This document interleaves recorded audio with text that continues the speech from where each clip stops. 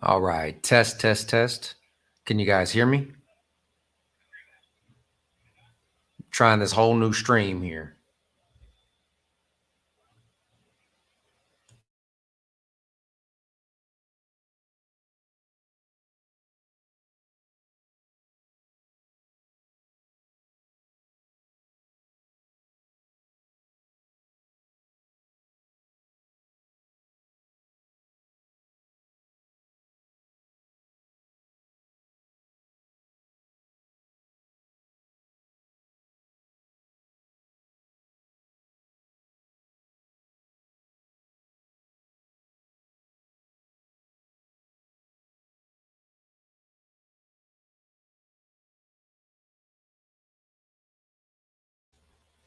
All right. Sorry about that, y'all. Okay, I'm back. Trying to knock out so many things all at once, but I'm here, baby. All right, cool. So today, we all on here. Everybody can hear me. We streaming. We trying this new thing. It's called StreamYard. It's pretty dope. All right. So it's like this little program, and it's all Rubens, right? I'm just trying to dip my feet in it. But essentially, you log into the program, you set it all up, and when you stream on Facebook, you stream on YouTube, and there's all these other options. So I'm glad to see that it's working and it's finally official. So we're going to jump right into it, guys. I want to thank all of y'all for joining me today. I got the whole new setup at the house, sitting here grinding away. So let me get this thing pulled up. For all of you folks on this beautiful morning. Boom. All right, I'm ready. So today I want everybody to be able to chat into this into the chat boxes and all sorts of stuff, because I can actually see everybody's chats and comments in here. So obviously you guys know I like to be interactive. As we go, if questions pop up, throw them in there so I can answer them and have this feel a little bit more conversational, right? Since we aren't in person anymore, unfortunately. All right, but what we're going to discuss today is how do you choose the right investment strategy? Right? What do I mean by that? So many of us know that there are several ways to invest in real estate. And I'm talking specifically about real estate, but hey, guess what? You can take this and you can run with it at any medium investment choice, investment venture. It's all the same concepts. But when we're talking about investment real estate, there are many different options. And I want you guys to go ahead and start writing in the chat box there all the different ways or strategies you know how to invest in real estate. I'll name a few, but I guarantee you there's a million of them. So whatever you guys got, go ahead and put that in the chat box. But let's talk about a few of them. We talk about the tried and true buy and hold, right? Becoming a landlord. That's a given, right? That's one that most people understand when they hear invest in real estate. We have the fix and flip, right? Boom. Chris says STR, which stands for short-term rental, also known as like Airbnb, right? Or VRBO. So we got that one rolling. We've got fix and flip. I think I might have said that. We have wholesale, right? What is wholesale? It's just an assignment of a contract. We got some fancy ones. Maybe some subject to or deed in lieu of. We have auction properties.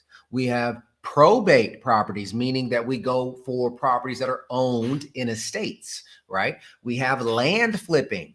We have farming, right? There's a syndication, Chris put in there. So you guys can quickly see that there are probably a million different ways to invest in real estate.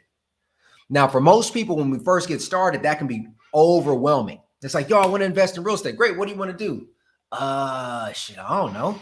Yeah, right. Because there's so much there. So we have to figure out, how do we pick the right one?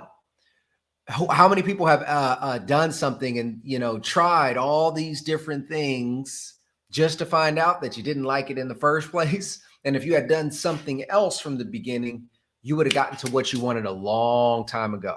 Right? That's the point and the concept behind this. We want to make sure that we're choosing the right strategies to get to that end objective. So with that being said, where do we need to start? We need to start at the end objective. Does that make sense? So what is it that you want? So guys, go ahead and put into the chat box what it is that you want out of real estate investing. Now, what I mean by that, I want you guys to, if you don't know, and I don't want you to just put financial freedom, right? Because that's kind of like an overly used statement. I want to know, if you were to close your eyes and you were to imagine what your dream lifestyle would look like, what would you do in the morning? What would you do during the week? What would you do with your family? What would you do for a vacation, if not live vacation, right? Every single day. Is that what you want real estate to do for you? Whatever that lifestyle is, right? Understand what you want real estate to do for you. That is the end objective. All right. So we got 5K a month in income. All right, great. So that's one of the comments there says 5K a month in income is what I want real estate to produce that for me. Now, if we can really understand why we want 5,000, right? And this is just the example. Well, we got to continue to break that down, right? What does that 5,000 represent? Is it a mortgage? Is it kids' tuition, right? Is it car payment? So forth and so on. Now, why do I harp on that? So many times we hear, start with why. What's your why? And I believe it is underrated. It's so overused that we don't give it the value and the credibility that it truly deserves. You guys got to understand, if we don't know why we're doing something, it's almost like we're zombies and we're just following a path because we were told so. The reason that's so important is because as soon as you say, hey, look, I need, let's just say $5,000 a month. All right, great. $5,000 a month is what I need because I want my mortgage paid for, right? And I want to be able to pay for my car, and I want to be able to send my kid to private school, right? But come to find out that you could do all of that with $3,000 a month. Well, shit, if you were chasing 5 and you had hit what your objective was long before that, you could have stopped. You could have enjoyed life, right? So you have to know what that objective is and why that objective is so important. All right, so different things. We got passive income. That's a big one, right? Financial freedom number to you, right? Understand what that number truly represents. It's not just money flying in. That money goes somewhere. That money goes to something. Figure out what that is, right? So a lot of people say financial freedom. What are some other goals in real estate that you could be chasing, right? A lot of them are monetary, and that's fine. A lot of them are monetary, but what else besides passive income, right? Bam, Ruben dropped it. Boom, equity play. Equity play is huge. What do we mean by equity? So equity is, let's just say hypothetically, a property is worth $100,000. That's what it's worth, okay? And you have a mortgage on it for $50,000. So it's worth 100, you owe 50. That means you now have that remaining balance. That other $50,000 is equity. That counts towards your net worth. That might be huge because, let's be honest, guys. Do you realize that? And if you don't realize, I'm just going to go ahead and tell you, typically wealthy people, right? And I'm talking the high income earners, things of that nature. They put their money into real estate to hedge against taxes, right? And to build their net worth over time, right? To capture equity. Whereas many of us are trying to build net worth and create high income in real estate. So we realize that we're kind of, the scales are tilted a little bit differently in their favor, where it may take longer for us. But if we're looking to get equity, then we just have to be a little bit different on our strategy. Maybe we want to be high net worth, so we can become an accredited investor and be able to put money into special deals and really start to play in that passive place, right? Maybe we want to build our equity and our net worth so that we can actually create a nice safety margin in case the market crashes and we need to sell, right? Because our net worth is essentially our equity. It's our balance, right? So that's another good one. Another good example might be, hey, we might just need money for college, right? For our kids.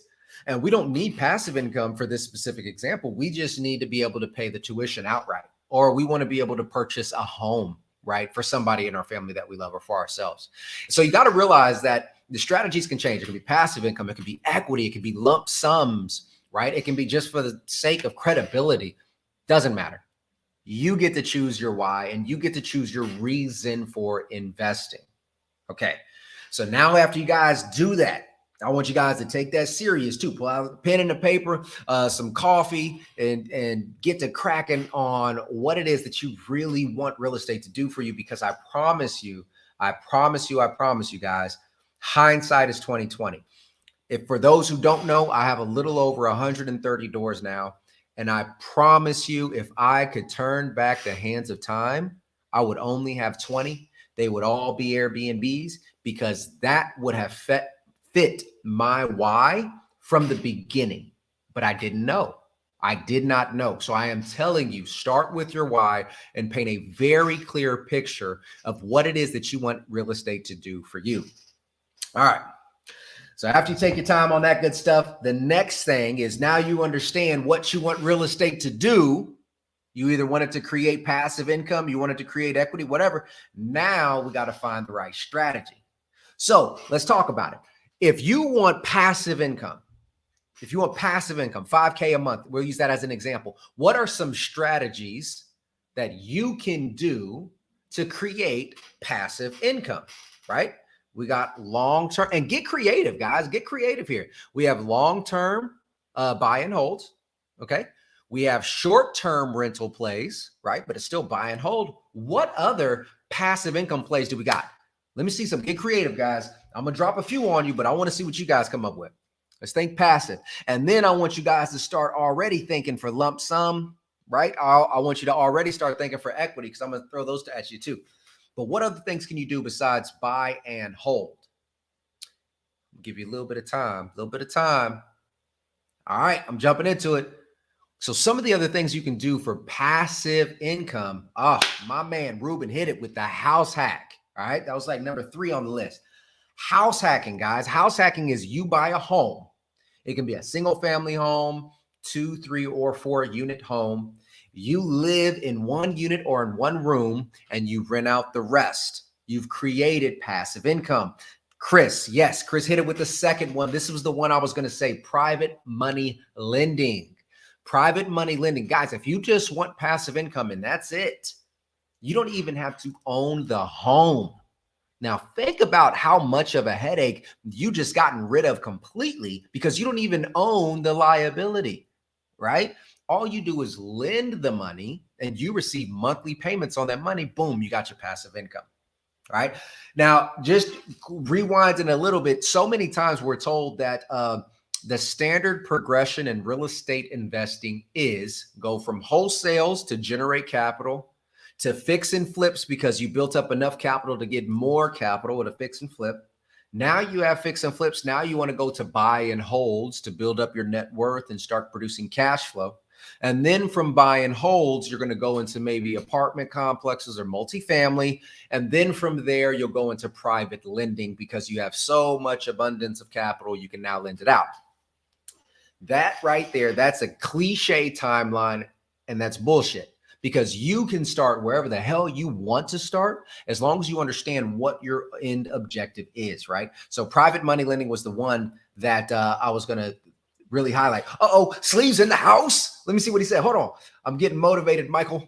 I'm about to bang these phones. Long-term flip, baby. I love it. Get motivated, Sleeves. Sleeves is good people, y'all. If y'all looking for wholesalers out in the Fayetteville market, y'all looking for off-market deals, y'all need to contact my boy Sleeves, man. All right. So we talked about passive income. So passive income is there. Now, what are some strategies for the equity play? If you said, hey, look, I got my income's okay, but I'm really trying to build my net worth and build an equity. What are some strategies? Go. Also, go ahead and throw in lump sum strategies too. What do I mean by lump sum strategies? And then just like tag it, right? If it's an equity play, put equity or lump sum or lump. And a lump sum, what I mean by that is, hey, I need to make $30,000. I need to make $80,000. And my why is because I'm going to use that $80,000 to do X, right? It could be, I want to pay off my parents' mortgage, right? My parents' mortgage, they owe $70,000 on the mortgage. I want to create $70,000 just to pay off that. Boom. That's my one objective with real estate. Done, right? So we got to figure those things out. All right. So Ruben's talking about pass play. Now, this is a plug for Ruben's pass play, right? But it's a passive income thing, right? So before I move on to the lump sums and the equity, let's talk about pass play. Pass play is, just a nice little acronym. Ruben, write out that acronym, man. I know you don't hate me for it. I don't remember the acronym, but essentially what he does is he cultivates leads, all right, and he pairs them with other realtors. Now, that may sound like a referral to you. And yes, in theory, that's exactly what it is. But what you have to understand is he's taken out the actual work aspect of it. What I mean by that is the contract to close, the showing the homes. He's taken that out of the picture. And he's made sure that everybody wins. Client wins, other realtor wins, everything else, and he collects that referral. But what he's been able to do is create a passive income system. So if you guys are interested in learning a lot more about that pass play, where you can essentially generate $4,000 to $7,000 a month and take very little of your own time and not actually do all that door-to-door piece of it, go check out Ruben's prospecting automated sales system. That's what it is. All right. So now let's move over to the equity play. So the equity play, what I was hoping somebody would put in there is the BRRRR strategy: buy, rehab, rent, refinance, repeat. And so with that concept, it's, hey, I'm going to buy this property. Let's just say $50,000. I'll put in maybe $20,000 worth of repair, and now it's worth $100,000. So I'm all in $70,000 out of pocket, but it's worth 100. So now I've captured that $30,000 worth of equity. My boy Mark hit it with the BRRRR and B. We're going to get on that one too. Yes, sir. So that BRRRR strategy, right? Essentially, this is a great way to capture equity. Now, the beautiful part about that's one of the sexiest, strategies out there, because yes, you can still keep it as a buy and hold. Yes, you should still have cash flow. And yes, you get equity. It's like the creme de la creme, but that is a great way to do equity. What Mark is talking about with the BRRRR and B, right? Same concept: buy, rehab, rent, refinance, repeat, then Airbnb that sucker instead of long-term rental. Yeah. Now, why is that sexy? Because we still got the equity. We still got our original capital back, or most of it. And now we're Airbnb. So we are really maximizing the cash flow. So that's a great play for the passive and that equity play. What are some other ways for equity? So some other concepts for equity, guys, is we have things like seller financing options. We have very creative subject to. We have opportunities to do loan assumptions, right? Now we're talking, okay? What about lease options, right? We have lease options, or potentially some sort of lease option mixed with a rent to own. So you're doing a lease option with the seller, and you're doing a rent to own agreement with the buyer. And you're in the middle collecting the cash flow and capturing the equity. Guys, there's a million ways to do this, right? And that's the point I want you guys to understand. So once we understand our why the hell do we need the money? Oh, whoop, sure. Pause. Let's go to lump sum before I skip, because I was about to move on. Let's go to lump sum. How do you get lump sums? Fix and flip. Everybody feels comfortable with the concept of fix and flip, right? Buy it for 100, put in 50, you put in all in 150, you sell it for 250, boom, you collect the profit. That's a fix and flip. That's another lump sum. What are some other options for lump sum? All right. Wholesale. Wholesale is a huge one. Old Bob Sleevester over there, old Bob Short Sleeves, he knows all about a good assignment fee, right? Assignment fee, great. Cash out refinance. Mark hits a cash out refinance. So an assignment fee is just simply, I got this purchase and sales agreement. I'm ready to buy it, but hey, I'm going to assign it to somebody else, and I'll collect a fee in the middle. But that's a nice lump sum, right? Very little capital out there. Yeah, you hit it right there. Wholesale. Cash out refi is the same concept as a BRRRR on the refinance side, except you've met your seasoning period. You got enough time in there. And let's use that previous example: $50,000 purchase, $20,000 renovation. You're all in $70,000. All right, you're all in $70,000. It's worth $100,000. And you do your thing, and all of a sudden you find out you can cash out refi to $80,000.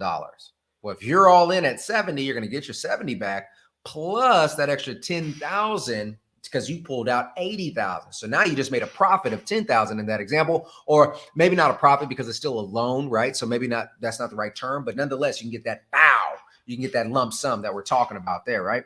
Yeah, Ruben says, hit the heart if you're loving this. hit the heart anyway. Even if you don't love this early in the morning, all this energy and this face looking at you, just go ahead and hit the heart, man. It's good. It makes me feel better. Okay. It makes me sleep better at night. All right. So once you figure out your strategy, you're like, yo, I need passive, right? Lump sum, or I want the equity play. And you understand why, because one of those three options really fit your overall goal. Now you list out every single way you can get passive income. Okay. Why is that important? You need to understand that if your goal is passive income, now you need to list everything. I don't give a damn if you say, I need passive income, so I'm going to do long term. Don't tell yourself what you're going to do. There's so many times, and for those of you who study business or seen this before, what'll happen is you'll hear stories where, hey, I started out my company to service this specific client with this specific item.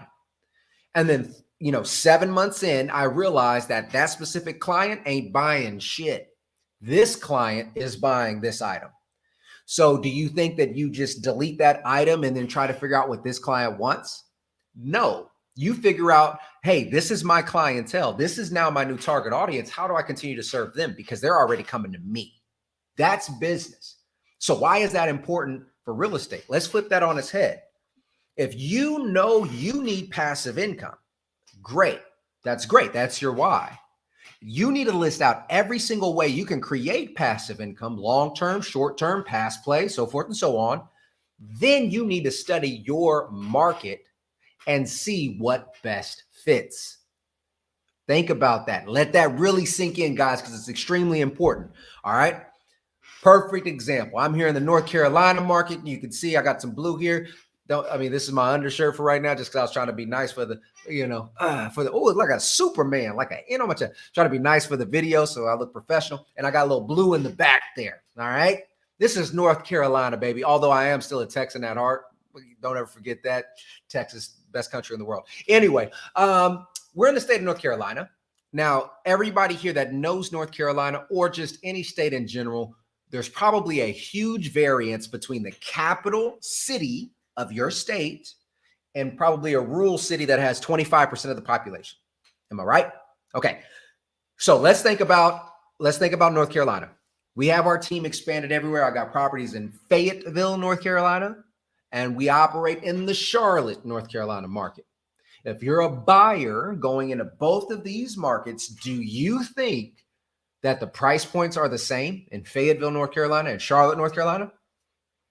Probably not. Do you think that the investment strategies are the exact same in those markets? Probably not. So let's give you an example. In Fayetteville, you can still find a home all day, every day for $150,000 to $170,000. Nice 3-bedroom, 2-bath in a good area that could probably long-term rent and still cash flow potentially, but could absolutely short-term cash flow. Let's flip that on its head. You go out to Charlotte. You might find something for $160,000 to $170,000, but let's consider it $250,000 to $270,000. And the long-term rental rates, damn near comparable to Fayetteville, maybe just a couple $100 more a month, maybe long-term, right? So now we can start to see that if you say, hey, I only want to do long-term buy and holds, and you're in the Charlotte market for this example, you just screwed yourself, because now your chances of selecting anything in that field have just damn near evaporated, right? So you have to be honest with yourself and you say, hey, look, I need passive income. What does my market support? All right, great. So you list everything out. You got long-term, short-term, past play, blah, blah, blah, blah. Now take a look around. What can this market support? That's going to allow you to open your mind to different options. Consider that for flips, right? Same thing. All the things that we talked about, equity, so forth and so on. Okay. Any questions on that? My boy Doty, love the energy. Appreciate you. Love you, man. Let's go in, see. All right. Any questions? Any questions? All right, check it out. So now that you've done that and you figured out what your market supports, now you pretty much allowed the market to tell you what strategy you're going to choose. That sums up the topic of this course about choosing the right strategy. Now, we're not done, but that sums it up. So if that's all y'all wanted, y'all can bounce, right? But I got some bonus content for you about how to implement that strategy. Yes. So quick summary, right? First, you got to start off with your why, figuring out exactly what you want. Passive, equity, lump sum. Then you have to identify every single way that you can meet that objective. Okay. All the passive plays, da, da, da, da, da. Then you have to list out every single way that your market can support it. Now, understand this. This is not just in real estate. This is in economics in general. We are always in a cycle. It always goes up. It always goes down. So we can't say, hey, buy and hold real estate is the only way to do something. It's the only way to make money. That's absolute horseshit. There's always a way to make money. I'll tell you this, fix and flips are always great when you're in a down market because you typically get to buy at really compressed rates, at compressed prices, right? Distressed properties, people going into foreclosure. It's a down market, buy them for super cheap. You can buy here, do some renovations. Then when it's on the up market, if you already own the property, hell, you can sell it. Put it on the open market. You're going to make a lot of money. You're good to go, right? When you're in between, you can find some creative ways and always make money. My point is, once you understand what your market can do, don't let that be gospel. Be flexible. Understand that you always need to evaluate what the market is doing. Whatever market you're investing in, you don't have to live in it to invest in it, right? So be sure that you're flexible. Now, once you understand exactly what you're going to pursue, the next thing you have to do is build out the team. Here we go. We in the bonus sides now. All right, you got to build out your team. Yeah, everybody hears build your team, build your team. Again, not to be cliche, but it's important. Now, what do I mean by team? I'm not talking about going out to the Panther Stadium and trying to be a walk-on like Rudy. That ain't gonna happen that way, right? You got to figure out exactly what you need for your real estate team. Don't go to the top real estate investor in the area and be like, knock, knock, knock. Hey, man, let me in. Who you got? Introduce me to your contractors. 9 times out of 10, they're going to be like, nah, man, I'd like to help you, but you got to prove yourself first, right? So when I say build your team, it's, again, make an inventory list of what your strengths and weaknesses are. Now, this is big, guys, because ego is not your amigo. Ain't that right, Ruben? Ego is not your amigo. Now, how many of you either personally or know somebody whose ego is just too big to actually take instruction from somebody? Guys, that is dangerous, okay? If you cannot humble yourself enough to take lessons and learn and understand what you're strong at, what you're weak at, this is going to be a long, hard journey for you, all right? Be honest with yourself and figure out what you're truly weak at. The reason that's important is because when you build out your team, you need to fill the gaps. So many people will tell you, just like they told you, this is the standard real estate journey. You got to wholesale to here, to here, to here. When they say a team, they'll be like, well, you got to have an agent. You got to have a contractor. You got to have a property manager. Well, shit, what if you're the property manager? Then you don't need it. You don't need that shit. You don't need to talk to one, right? I'm still here, guys. Don't worry about it. This is a little camera hiccup here. It's coming back on. I'm going to wait till it clicks on. I got this little, there we go. And just a little bit more. I'm getting old. God damn it. All right. There we go. That'll work. Boom. All right. So appreciate it, Nathan. Ego is not your amigo. Now, that is not my line. I got to give Micah Moret and Hamoudi, her husband, all the credit for that. But nonetheless, it's a great fucking thing, right? All right. So you got to write down everything that you weak at because, again, if you're the property manager, you don't need a property manager's opinion, right? Unless you're not confident in your job. That's a whole different thing. If you're the contractor, you don't need a contractor, right?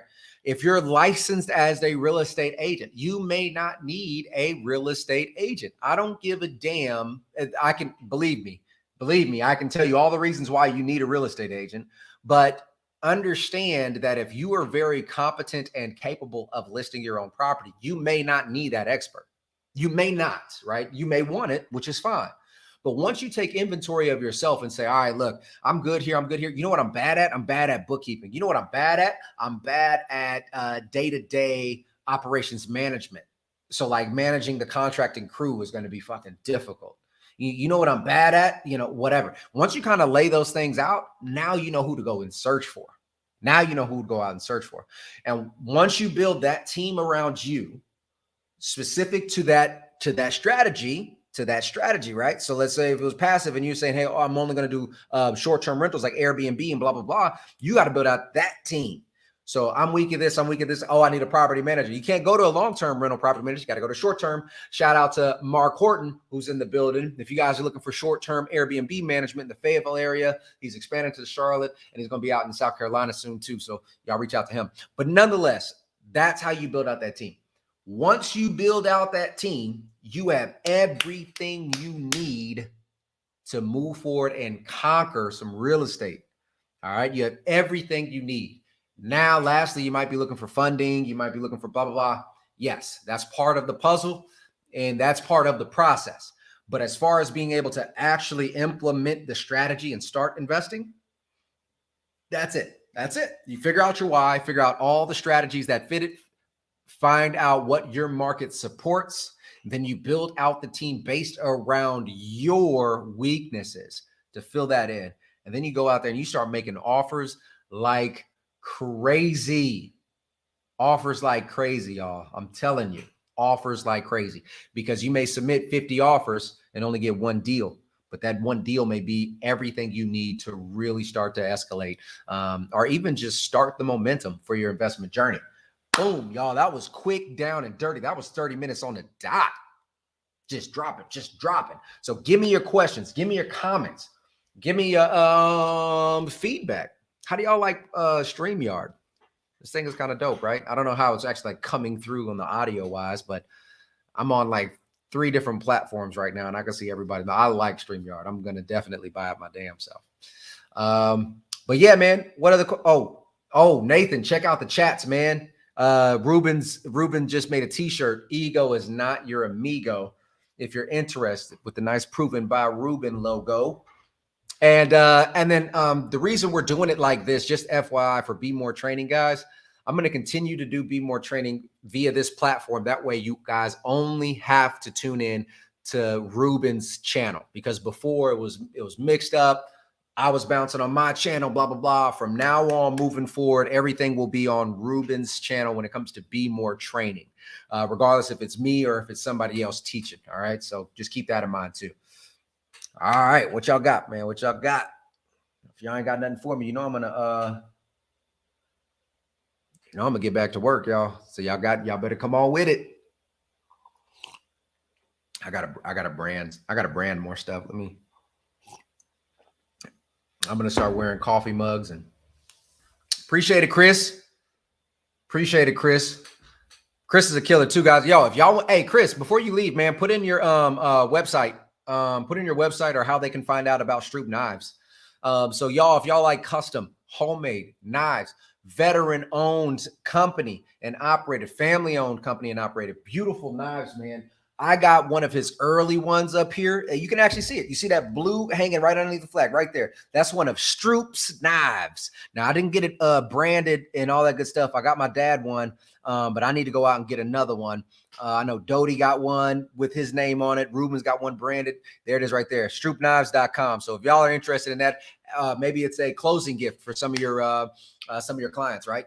Hit them up for that. All right, what else y'all got for me?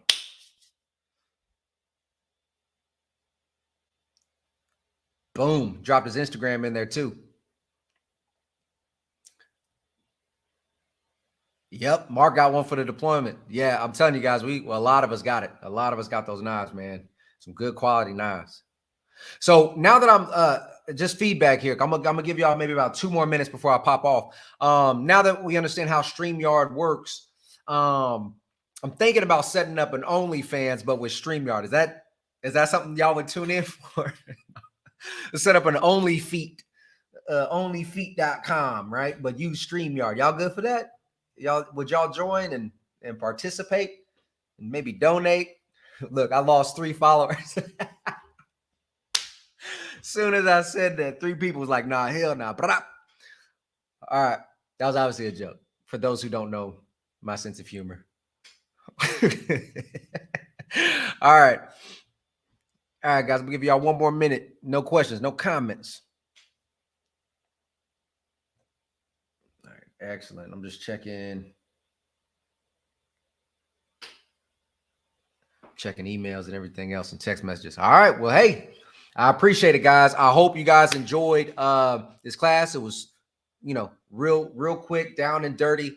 And from now on, we're going to be using this platform here, which I think is just a game changer. So if you guys have any questions, you guys know how to reach out to me. I'm going to go ahead and post in here. Obviously, this is Ruben's page, but this is my Instagram. I'm going to put it in here. Blah, blah, blah, blah. Boom. Y'all can find me there. You guys can read. What's up? Thank you all. You guys can check out my YouTube channel, Military Cash Flow, all that good stuff, guys. If y'all have any questions, otherwise, y'all will see me here the first Wednesday of every month. I'll be dropping something different. As you guys are following this content, feel free to reach out to Ruben or myself directly and request specific training events or topics, right? So just make sure that when you do reach out, say, hey, be more training or BMT suggestion, and boom, drop it. And Ruben and I can definitely start to build out training specific to what you guys want, right? Right now, we do try to keep it a mix between some entry level, some advanced. But if you guys tell us what you want, we'll do it, man. If we don't know it, we're going to get somebody who knows it. We don't play around here. All right, guys. But hey, appreciate it again. I hope you guys enjoy the 1st of September. We only got a few more months left in the year, guys. So go out there and crush your goals and make sure 2021 is your bitch. All right. See y'all next time.